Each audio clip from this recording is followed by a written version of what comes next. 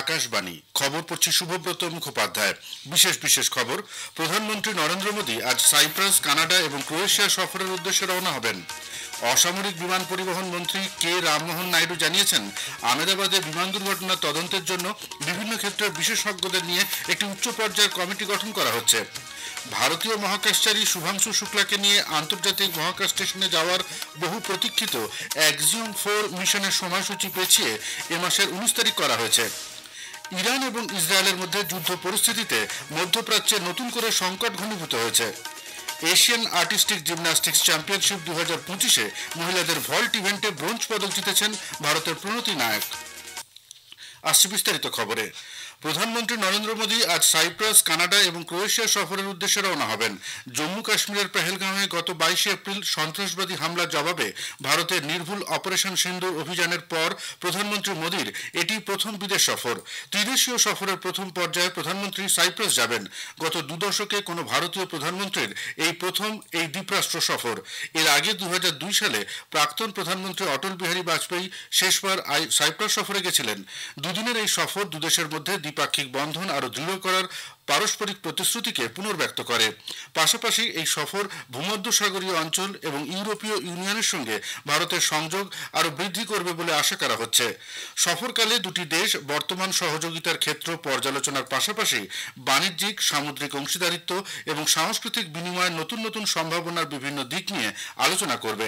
আন্তর্জাতিক মঞ্চে ভারতের উচ্চাকাঙ্ক্ষাকে সাইপ্রাস ধারাবাহিকভাবে সমর্থন করে এসেছে। রাষ্ট্রসংঘের নিরাপত্তা পরিষদের স্থায়ী সদস্য পদের দাবি এবং পারমাণবিক সরবরাহকারী গোষ্ঠীর সদস্যপদের জন্য ভারতের দাবিকে সমর্থনের পাশাপাশি সীমান্ত পারে সন্ত্রাসবাদের বিরুদ্ধে ভারতের অবস্থানকেও পূর্ণ সমর্থন জানিয়েছে সাইপ্রাস। প্রধানমন্ত্রীর এই সফর শুধুমাত্র দ্বিপাক্ষিক চুক্তি নয়, গণপ্রজাতন্ত্রী সাইপ্রাসের সার্বভৌমত্বের প্রতি সমর্থনকেও সূচিত করে।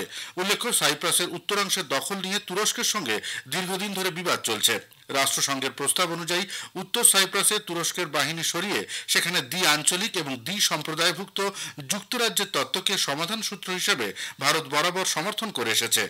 দুদিনের সাইপ্রাস সফরের পর প্রধানমন্ত্রী মোদী G7 শীর্ষ সম্মেলনে যোগ দিতে আগামী 16 জুন কানাডার আলবার্তায় পৌঁছবেন। G7 শীর্ষ সম্মেলনে ভারত নিয়মিতভাবে আমন্ত্রিত দেশের মর্যাদা পেয়ে এসেছে, যা বিশ্ব অর্থনীতি এবং ভূ রাজনৈতিক মঞ্চে ভারতের ক্রমবর্ধমান গুরুত্বকেই প্রকাশ করে। শ্রী মোদী এই নিয়ে পরপর 6 বার G7 শীর্ষ বৈঠকে যোগ দিতে চলেছেন। G7 গোষ্ঠীভুক্ত দেশ, বিভিন্ন আমন্ত্রিত দেশ এবং বিভিন্ন আন্তর্জাতিক সংগঠনের শীর্ষ নেতৃবৃন্দের সঙ্গে প্রধানমন্ত্রী শক্তি, সুরক্ষা, প্রযুক্তি এবং উদ্ভাবন, কৃত্রিম বুদ্ধিমত্তা এবং কোয়ান্টাম প্রযুক্তি নিয়ে মতবিনিময় করবেন। শীর্ষ সম্মেলনের ফাঁকে বিভিন্ন দ্বিপাক্ষিক বৈঠকেও প্রধানমন্ত্রী অংশগ্রহণ করতে পারেন বলে মনে করা হচ্ছে।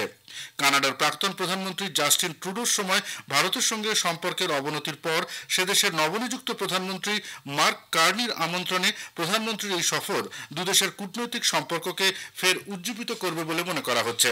সফরের শেষ পর্যায়ে প্রধানমন্ত্রী নরেন্দ্র মোদী 18 জুন ক্রোয়েশিয়া পৌঁছবেন। কোনো ভারতীয় প্রধানমন্ত্রীর এটি প্রথম সেই দেশ সফর। ভারত ক্রোয়েশিয়া সম্পর্কের ক্ষেত্রে এই সফর এক উল্লেখযোগ্য মাইল ফলক। পাশাপাশি ইউরোপীয় ইউনিয়নভুক্ত দেশগুলির সঙ্গে ভারতের দৃঢ় বন্ধনকেও সূচিত করে এই সফর। সুনির্মিত আদ্রিয়াটিক বন্দর এবং ইউরোপীয় ইউনিয়নের সঙ্গে যোগাযোগের প্রেক্ষিতে ভারত মধ্যপ্রাচ্য ইউরোপ অর্থনৈতিক করিডোরে ক্রোয়েশিয়া এক সম্ভাবনাময় অংশীদার হিসেবে উঠে এসেছে।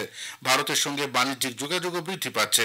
প্রধানমন্ত্রীর এই সফর দুদেশের মধ্যে সুদীর্ঘ সাংস্কৃতিক যোগাযোগেরও এক প্রতীক স্বরূপ। সেদেশের জাগরেব বিশ্ববিদ্যালয় ভারত চর্চার এক ঐতিহাসিক কেন্দ্র। ইসকনের মাধ্যমেও সেদেশে ভারতীয় সংস্কৃতির প্রসার ঘটেছে। প্রধানমন্ত্রীর এই 3 দেশ সফর ভারতের কৌশলগত, অর্থনৈতিক এবং সাংস্কৃতিক পরিমণ্ডলকে আরও প্রসারিত করবে বলে মনে করা হচ্ছে। অসামরিক বিমান পরিবহন মন্ত্রী কে রামমোহন নাইডু জানিয়েছেন, বর্তমানে ভারতের হাতে থাকা 34টি বোয়িং 787 বিমানের উপর বর্ধিত নজরদারির জন্য নির্দেশ দিয়েছে অসামরিক বিমান চলাচল কর্তৃপক্ষ DGCA। এর মধ্যে 8টি বিমান ইতিমধ্যেই জরুরি ভিত্তিতে পরীক্ষা করা হয়েছে বলে তিনি জানান। নতুন দিল্লিতে গতকাল সাংবাদিকদের সঙ্গে কথা বলার সময় মন্ত্রী জানান, এই ঘটনার তদন্তের জন্য বিভিন্ন ক্ষেত্রের বিশেষজ্ঞদের নিয়ে একটি উচ্চ পর্যায়ের কমিটিও গঠন করা হয়েছে। এই কমিটির চেয়ারম্যান হবেন স্বরাষ্ট্র সচিব। We have circulated the order also, the high-level committee which is going to investigate this crash. The Home Secretary is going to be the chairman of the committee, Secretary Ministry of Civil Aviation, additional secretary from MHA, one representative from the state of Gujarat where the incident actually happened. Representative from State Disaster Response Authority, Government of Gujarat, Police Commissioner Ahmedabad, DG Inspection and Safety from the Indian Air Force, DG BCAS, which is the Bureau of Civil Aviation Security, DG DGCA, Special Director from IB, and Director from the Directorate of Forensic Sciences Services. Shri Naidu জানান, committee এই ধরনের ঘটনা প্রতিরোধের জন্য মান্য কার্যবিধি এবং জারি করা নির্দেশিকা পরীক্ষা করবে। ভবিষ্যতে এই ধরনের ঘটনা মোকাবিলার জন্য সুসংহত নির্দেশিকা সুপারিশ করবে। কমিটিকে 3 মাসের মধ্যে রিপোর্ট জমা দিতে বলা হয়েছে। We do have a very robust protocol which we follow every time. But when the incident happened, we also felt that there is a need to do an extended surveillance into the Boeing 787 series. With immediate urgency, all of them are going to be done. And furthermore, as the investigation is going to proceed and the report is going to come, whatever necessary steps are needed to be taken, we are going to ensure that without any hesitation, we are going to improve every necessary thing that is going to come our way to improve the safety. প্রবীণ BJP নেতা এবং প্রাক্তন কেন্দ্রীয় মন্ত্রী রবিশঙ্কর প্রসাদ বলেছেন, operation সিন্দুর এবং পেহেলগামে সন্ত্রাসবাদী হামলার প্রেক্ষিতে সংসদের 7টি সর্বদলীয় প্রতিনিধি দলের কূটনৈতিক উদ্যোগ আন্তর্জাতিক ক্ষেত্রে ভারতের অবস্থান একসুরে উচ্চারিত হয়েছে।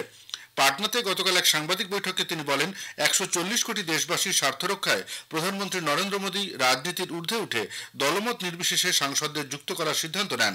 শ্রী প্রসাদ বলেন, এই কূটনৈতিক উদ্যোগ সামিল সমস্ত সাংসদরা আন্তর্জাতিক মঞ্চে সন্ত্রাসবাদের ভয়াবহতা এবং তার মোকাবিলায় ভারতের পদক্ষেপের বিভিন্ন দিক তুলে ধরেছেন। খবর শুনছেন আকাশবাণী থেকে। আমাদের সংবাদ শোনা যাবে ইউটিউব চ্যানেল আকাশবাণী সংবাদ বাংলা, ফেসবুক ও ইনস্টাগ্রাম আকাশবাণী সংবাদ কলকাতা এবং এক্স হ্যান্ডেল এআইআর নিউজ কলকাতাতে। ভারতীয় মহাকাশচারী শুভাংশু শুক্লাকে নিয়ে আন্তর্জাতিক মহাকাশ স্টেশনে যাওয়ার বহু প্রতীক্ষিত এক্সিওম 4 মিশনের সময়সূচি পেছিয়ে এ মাসের 19 তারিখ করা হয়েছে। প্রযুক্তিগত সমস্যার সফল সমাধানের পর এই ঘোষণা করা হয়েছে। ইসরো, এক্সিওম স্পেস এবং স্পেস এক্স এর মধ্যে একটি সমন্বয় বৈঠকে নিশ্চিত করা হয়েছে যে ফ্যালকন 9 উৎক্ষেপণ যানে তরল অক্সিজেন চুইয়ে পড়ার যে সমস্যা ছিল তা সফলভাবে সমাধান করা হয়েছে। এই মিশনটি ভারতের কাছে অত্যন্ত ঐতিহাসিক তাৎপর্যপূর্ণ। এই অভিযান সফল হলে শুক্লা আন্তর্জাতিক মহাকাশ স্টেশন পরিদর্শনকারী প্রথম ভারতীয় মহাকাশচারী এবং কক্ষপথে দ্বিতীয় ভারতীয় হবেন।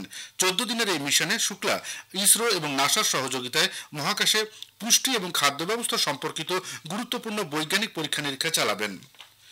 ইরান এবং ইসরায়েলের মধ্যে যুদ্ধ পরিস্থিতিতে মধ্যপ্রাচ্যে নতুন করে সংকট ঘনীভূত হয়েছে।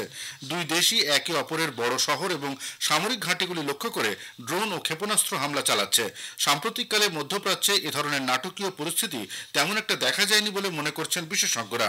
ইরানের তরফ থেকে একের পর এক ক্ষেপণাস্ত্র ছুটে গেছে ইসরায়েলের জেরুজালেম এবং হাইফা শহরের দিকে। ঘন বসতিপূর্ণ এলাকায় ক্ষেপণাস্ত্র আছড়ে পড়ায় নাগরিকদের আশ্রয় নিতে হয়েছে বাংকারে। ক্ষেপণাস্ত্র মোকাবিলায় ইসরায়েল সেনা তাদের আকাশ প্রতিরক্ষা ব্যবস্থা সক্রিয় রেখেছে। সেদেশের সেনাবাহিনী তেহরানের গুরুত্বপূর্ণ সামরিক ঘাঁটিগুলিতে আক্রমণের দাবি করেছে। এদিকে মার্কিন রাষ্ট্রপতি ডোনাল্ড ট্রাম্প যুদ্ধ পরিস্থিতিতে ইরানের ওপর লাগাতার কূটনৈতিক চাপ বজায় রেখেছেন। অবিলম্বে দেশটি আমেরিকার সঙ্গে পরমাণু চুক্তি স্বাক্ষর না করলে আরও ভয়ানক হামলা চালানোর হুঁশিয়ারি দিয়েছেন তিনি। আমেরিকা ইতিমধ্যেই তাদের ডেস্ট্রয়ার জাহাজ ইউএসএস থমাস হার্ডনারকে পশ্চিম ভূমধ্যসাগর থেকে পূর্ব ভূমধ্যসাগরের উদ্দেশ্যে পাঠিয়েছে। এই জাহাজটি ব্যালিস্টিক ক্ষেপণাস্ত্র রুখতে সক্ষম। পরিস্থিতি দ্রুত পাল্টে যাওয়ায় আমেরিকা ও ইরানের মধ্যে ষষ্ঠ রাউন্ডের পরমাণু আলোচনা ভেস্তে গেছে। আজ ওমানের মাস্কেটে এই বৈঠক হওয়ার কথা ছিল। সমাজ মাধ্যমে এক পোস্টে ওমানের বিদেশমন্ত্রী বদর আল বুসাইদি আলোচনা বাতিল হওয়ার কথা ঘোষণা করেছেন। বিদেশ মন্ত্রক জানিয়েছে, Shanghai Cooperation Organisation SCO Israel এবং ইরানের মধ্যে সাম্প্রতিক উত্তেজনা পরিস্থিতি সম্পর্কে একটি বিবৃতি জারি করেছে। এই নিয়ে ভারতের অবস্থান গত শুক্রবারই স্পষ্ট করে জানানো হয়েছে এবং এখনও ভারত তার অবস্থানে অটুট রয়েছে। দক্ষিণ কোরিয়ার জেচিয়ানে অনুষ্ঠিত এশিয়ান আর্টিস্টিক জিমন্যাস্টিক্স চ্যাম্পিয়নশিপ 2025-এ মহিলাদের ভল্ট ইভেন্টে ব্রোঞ্জ পদক জিতেছেন ভারতের প্রণতি নায়ক। প্রণতি প্রথম চেষ্টায় 13.666 স্কোর করেন, কিন্তু ফাইনালে দ্বিতীয় প্রচেষ্টায় 12.866 স্কোর করার ফলে তিনি সামান্য পিছিয়ে পড়েন। এর আগে 2019-এ উলানবাটর এবং 2022-এ দোহার পর এশিয়ান জিমন্যাস্টিক্স চ্যাম্পিয়নশিপে এটি প্রণতি নায়কের তৃতীয় ব্রোঞ্জ পদক। শেষ করার আগে খবরের বিশেষ কিছু অংশ আরও একবার। প্রধানমন্ত্রী নরেন্দ্র মোদী আজ সাইপ্রাস, কানাডা এবং ক্রোয়েশিয়া সফরের উদ্দেশ্যে রওনা হবেন। অসামরিক বিমান পরিবহন মন্ত্রী কে রামমোহন নাইডু জানিয়েছেন, আহমেদাবাদে বিমান দুর্ঘটনার তদন্তের জন্য বিভিন্ন ক্ষেত্রের বিশেষজ্ঞদের নিয়ে একটি উচ্চ পর্যায়ের কমিটিও গঠন করা হচ্ছে। ইরান এবং ইসরায়েলের মধ্যে যুদ্ধ পরিস্থিতিতে মধ্যপ্রাচ্যে নতুন করে সংকট ঘনীভূত হয়েছে। খবর শেষ হলো, এরপর খবর 7:25 মিনিটে।